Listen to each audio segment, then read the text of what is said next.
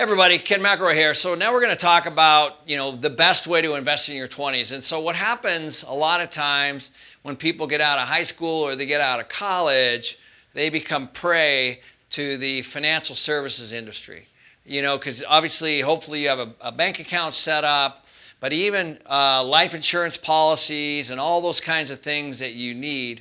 And a lot of times, most people don't have the financial education to understand what these even are.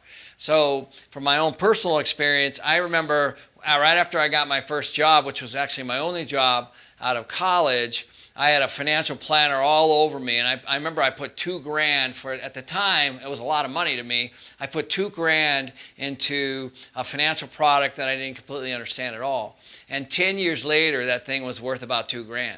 And basically, the guy who had made most of the money was the financial planner. Now, I'm not saying financial planners are bad. What I'm trying to say here is I don't think that you should invest in your 20s.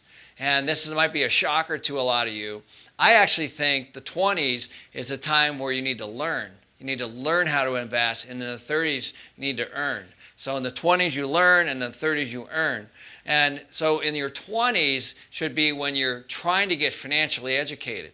Now, if you are financially educated, then by all means, invest. But I'm talking about real estate, I'm talking about silver, I'm talking about gold, I'm talking about oil, I'm talking about commodities, I'm talking about stocks, I'm talking about futures, I'm talking about puts, I'm talking about calls.